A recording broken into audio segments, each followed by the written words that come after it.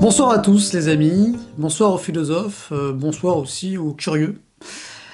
Ce soir, on va continuer notre lecture du Tao Te Ching, donc de Lao Tzu, un livre vraiment passionnant, un livre très mystérieux aussi, et c'est normal, parce qu'il parle justement de métaphysique, il parle justement de ce qu'on ne voit pas avec les yeux, de ce qui est au-delà de notre perception, on va dire de notre champ direct. Et c'est tout un travail intérieur, un travail très intuitif, mais également aussi un travail de logique et de bon sens, en fait. Et c'est ça qui est très intéressant avec le taoïsme, comme avec toute philosophie, on va dire authentique, eh bien, elles sont souvent basées sur du bon sens, en fait, hein, tout simplement, quoi. Hein. Mais avec cette ouverture, cette volonté de comprendre un petit peu l'essence des choses. Et qu'est-ce que l'essence des choses? C'est une grande question. Alors, ce soir, donc pour continuer la lecture du Tao Te Ching, on va commencer par le verset numéro 14. On le cherche du regard et on ne le voit pas. Son nom est Germe. On tend l'oreille et on ne l'entend pas. Son nom est subtil. On cherche à le saisir et on ne le sent pas. Son nom est ténu. Ces trois qualités sont inséparables, elles se fondent en unité, avec un grand U. Son aspect supérieur n'est pas lumineux. Son aspect inférieur n'est pas obscur. Il sourd continuellement, on ne saurait le nommer. Il fait retour au non-être, en majuscule aussi. Forme sans forme, image sans objet. C'est lui l'obscur chaos. Allant à sa rencontre, on ne voit pas son visage. Le suivant, on ne voit pas son dos. Si l'on s'attache à la voie antique pour maîtriser l'être d'aujourd'hui, on peut alors connaître l'antique commencement. C'est le fil conducteur de la voie. Un bien mystérieux verset, n'est-ce pas? Un bien mystérieux verset. Je ne vais pas m'aventurer à le décortiquer, on va dire, phrase par phrase. En fait, ce que veut dire Lao Tzu dans ce verset, ce dont il parle, c'est justement de ce qui est indicible. C'est-à-dire que pour comprendre la voie, pour comprendre l'essence, il faut faire abstraction de ce qu'on connaît, ou plutôt de ce qu'on croit connaître. Il faut dénouer les fils, il faut chercher à percevoir ce qui n'est pas perceptible. Alors, cette succession de mots d'affirmations et son contraire, c'est vraiment typiquement la base du bouddhisme zen, hein, ce qu'on appelle les koan zen. Alors après, les koans, ça va un peu plus loin en fait, hein, dans l'utilisation méditative, on va dire ça comme ça. Mais le principe rejoint un petit peu ça. C'est-à-dire qu'en fait, l'idée, à travers ce verset que je vais vous relire après, c'est de sortir du champ de l'intellect. Il faut arrêter le raisonnement, il faut arrêter de vouloir trop réfléchir. Il faut essayer de raisonner, et pas de raisonner, de raisonner avec les mots, de raisonner avec les choses. Il faut justement utiliser ses fonctions psychologiques irrationnelles. Il faut utiliser son intuition, sa sensation. Mais il faut se tourner au-delà des choses. Donc je relis le verset. On le cherche du regard et on ne le voit pas. Son nom est Germe. On tend l'oreille et on ne l'entend pas. Son nom est subtil. On cherche à le saisir et on ne le sent pas. Son nom est ténu. Ces trois qualités sont inséparables. Elles se fondent en unité. Son aspect supérieur n'est pas lumineux. Son aspect inférieur n'est pas obscur. Il sourd continuellement, on ne saurait le nommer. Il fait retour au non-être. Forme sans forme, image sans objet, c'est lui l'obscur chaos. Allant à sa rencontre, on ne voit pas son visage. Le suivant, on ne voit pas son dos. Si l'on s'attache à la voie antique pour maîtriser l'être d'aujourd'hui, on peut alors connaître l'antique commencement. C'est le fil conducteur de la voie. Il y a à la fin du verset une phrase que je pourrais interpréter, enfin en tout cas que j'interprète dans le sens que si l'on s'attache à la voie antique pour maîtriser l'être d'aujourd'hui, en gros, l'idée c'est de suivre la tradition, quoi. C'est de suivre les enseignements de nos anciens, c'est essayer de comprendre entre guillemets un petit peu quel fil conducteur eux ont suivi pour comprendre. C'est très, c'est très difficile au bout d'un moment d'essayer d'expliquer par les mots, par les phrases, et exactement ce qu'est suivre la voie. C'est là on est vraiment dans le côté mystique, on est vraiment dans la spiritualité, on va dire, pure, quoi. Au niveau du modèle des 8 circuits de conscience, on est vraiment dans le 7e circuit, le circuit mystico-spirituel. Pas facile à mettre en fonctionnement. Il faut déjà mettre un petit peu en sourdine le circuit qui est en dessous, le 3e circuit, le circuit intellectuel. Donc, il faut sortir de l'intellect, il faut étudier les textes anciens, et il faut essayer de raisonner avec les choses et se tourner vers la spiritualité et vers la compréhension de ce qu'il y a au-delà de l'objet. Parce que de toute façon, il y a un dénominateur commun dans toutes les spiritualités, c'est la non-matérialité des choses.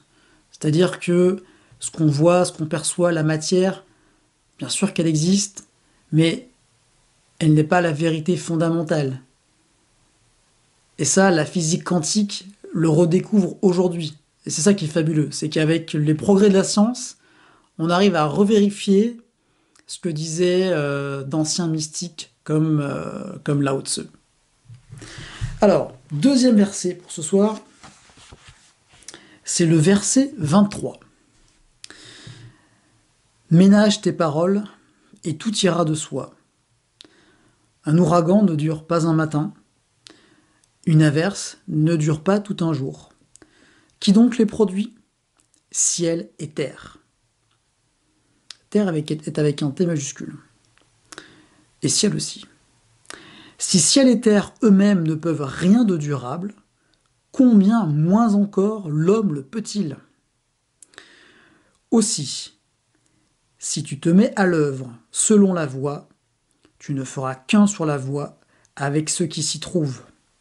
Si tu ne feras qu'un dans la vie, alors voie et vie sont tout en majuscule, hein. Si tu ne feras qu'un dans la vie avec ceux qui ont la vie. Tu ne feras qu'un dans la pauvreté avec ceux qui sont pauvres.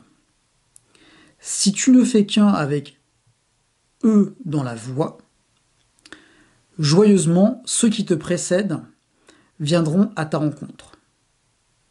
Si tu ne fais qu'un avec eux dans la vie, joyeusement ceux qui ont la vie viendront à ta rencontre.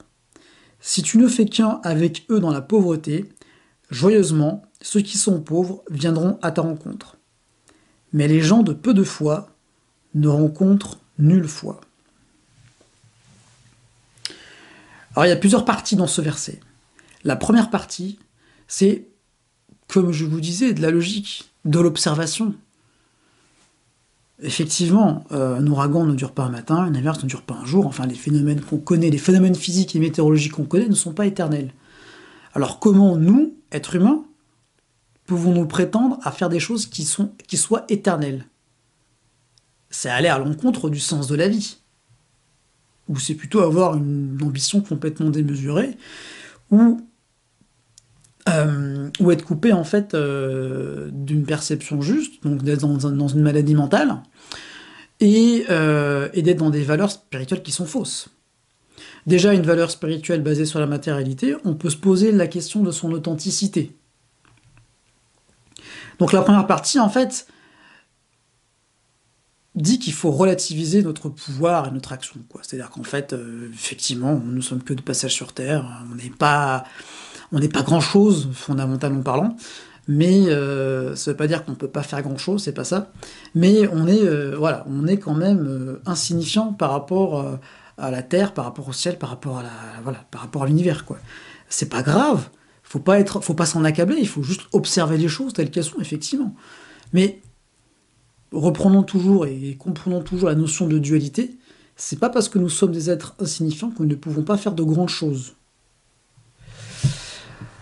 Aussi, donc après la partie suivante, en fait, fait référence au fait que, du coup, en nous mettant sur le chemin de la voie, en fait, il y a une compréhension mutuelle qui va se mettre avec toutes les autres personnes qui suivent la voie.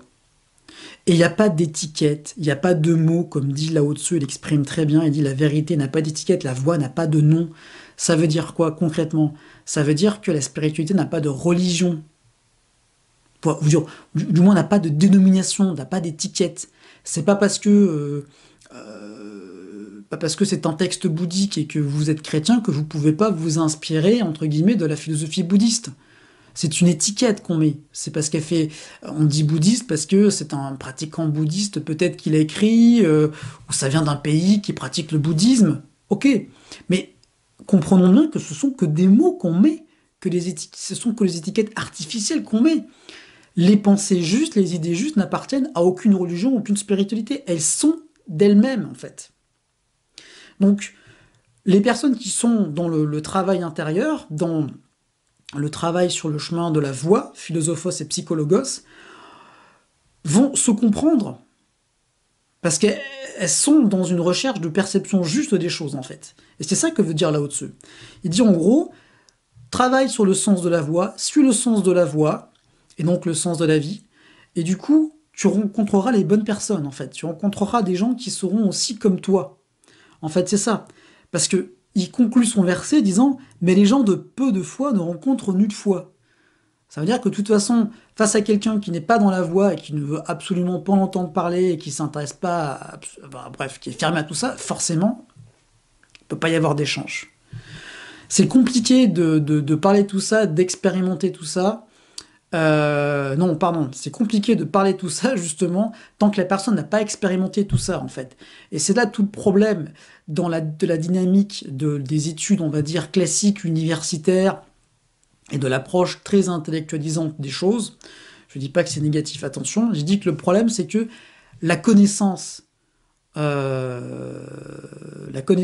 exemple, intellectuelle et classique, on va dire, ne remplace pas l'expérience, quoi. Ça remplace pas l'expérience. La connaissance de soi passe par d'abord l'expérience aussi de soi, passe par d'abord une phase d'exploration de soi-même. Vous voyez ce que je veux dire? C'est pas uniquement en réfléchissant, c'est aussi en rentrant en soi, c'est aussi en allant faire face à ses émotions, faire face à ses peurs. Ça passe aussi par une mise en action dans le monde extérieur, se confronter à des choses qui nous dérangent, se confronter à des choses qui nous blessent, etc., etc. Bon, je suis pas en train de dire qu'il faut absolument tout le temps chercher des choses négatives, attention. Mais ça passe aussi par le dépassement de soi, ça c'est clair. Mais en tout cas, il y a une partie qui est expérimentale, une partie d'expérience, une partie empirique, qu'aucun diplôme, qu'aucune formation ne peut vous donner, en fait. Que personne ne peut vous donner. Il n'y a que vous qui puissiez le faire. Et donc, Lao Tzu, en gros, dit ça, quoi. Il dit, effectivement, il y a ceux qui suivent donc la voie, on va se suivre la vie, et donc, du coup, se retrouvent, entre guillemets, ensemble, et cheminent ensemble, en fait, hein.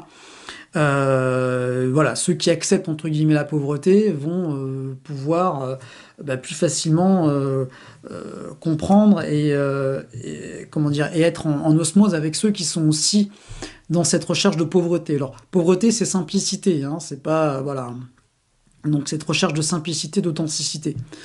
Donc tout découle en fait de cette dynamique intérieure, de cette compréhension de cette dynamique intérieure. Je trouve que Lao Tzu dans Tao Te Ching,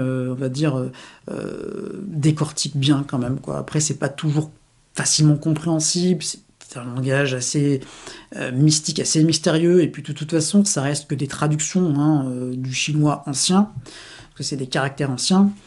Donc, même si je trouve cette traduction qui est, je la remontre, c'est celle d'Étienne Perrault, qui est traduction d'Étienne Perrault de Richard Wilhelm, qui est sinologue allemand.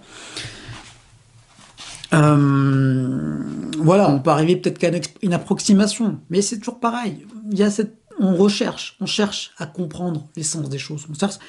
On cherche à comprendre, en fait, à se mettre en osmose et à raisonner avec l'intuition, ce que veut dire l'auteur, quoi. Ce vers quoi, en fait, il veut nous amener. Et le dernier verset que je vous ai choisi, non moins mystérieux, bien entendu, c'est le verset 71. Donc c'est un des derniers, sachant que le dernier, c'est le verset 81. Alors,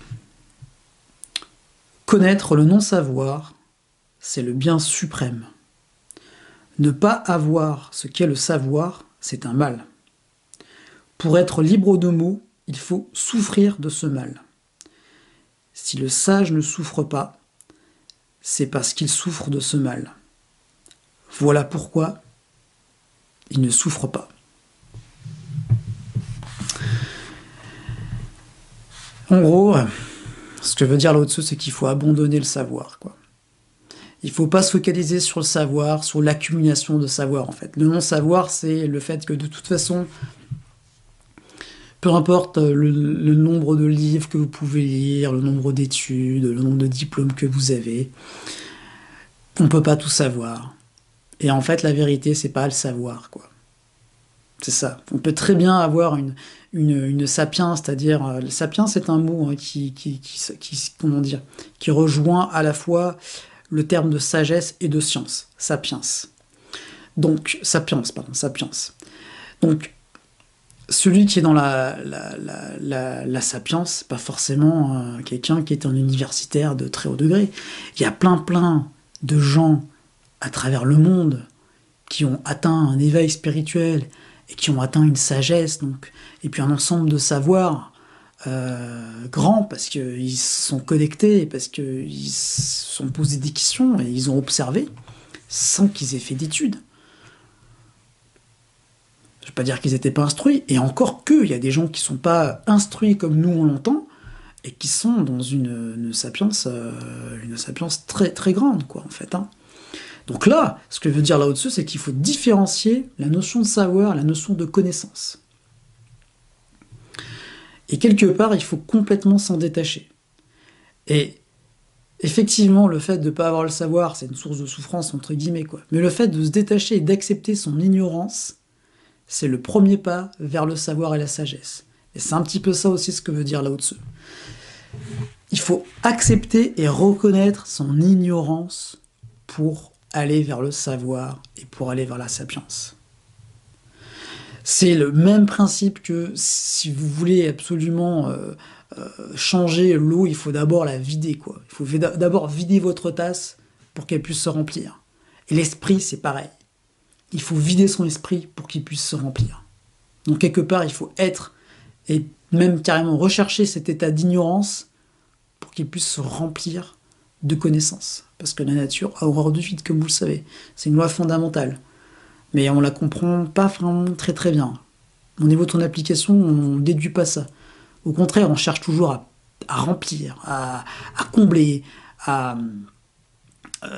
on cherche à en mettre de plus en plus.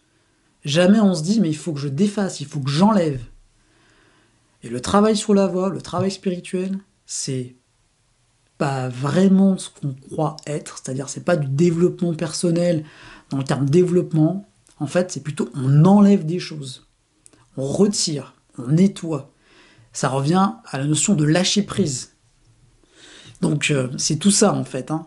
C'est pour ça quand on vous dit, je dis on parce que je suis pas tout seul, hein, quand on vous dit que c'est un véritable travail intérieur et que ça prend du temps et qu'il faut être patient et qu'il faut appliquer toutes les qualités majeures, hein, les 8 qualités majeures, la vidéo d'Alain Grebon est toujours là et restera parce que il a vraiment fait un système très complet quoi sur ces qualités-là. Il faut être patient, il faut être méticuleux, il faut être intègre, il faut aller vers le détachement, il faut être réceptif, il faut aussi être courageux, il faut être tout ça à la fois. Alors bien sûr, il y en a plein qui vont dire « Oh là là, mais mon Dieu, mais ça c'est dur hein, quand même. Hein. » Bah, on n'a rien sans rien. Hein. Alors on peut très bien choisir la voie de la facilité, on peut très bien effectivement se laisser porter, se laisser guider. On peut ne pas se réaliser individuellement, en tout cas dans cette vie, hein, c'est possible. Hein. On a le choix toujours, on a toujours le choix. C'est le libre arbitre, hein, c'est une notion qui existe dans notre monde, hein, et qui existera toujours. On a le choix, on peut donner notre consentement à ce qu'on veut.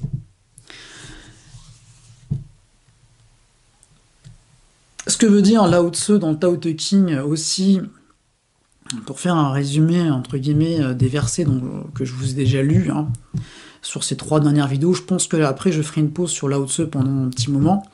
parce que 3 vies, je trouve que c'est bien, ça fait un beau chiffre 3. Et puis après, on pourrait continuer à en parler, hein. Mais c'est que il n'y a aucun livre, il n'y a aucun enseignement qui est exhaustif. Suivre la voie, retrouver la voie, ça se passe aussi beaucoup par l'observation, par la logique, par l'utilisation d'une vision plus globale, plus holistique. Et qu'il faut que cette utilisation, cette recherche, soit appliquée aussi d'un point de vue social pour que l'harmonie se fasse. Cette harmonie par rapport à la nature, cette harmonie par rapport à la terre et au ciel, si elle n'est pas présente, elle pose problème. Elle pose problème autant au niveau individuel qu'à un niveau collectif.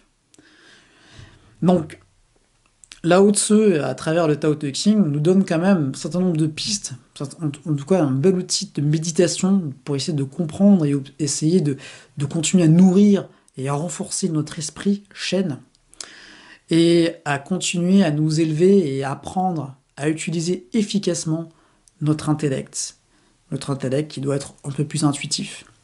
Sur ce les amis, je vous dis à très bientôt pour de nouvelles vidéos Philosophos. Passez une très bonne soirée. Au revoir.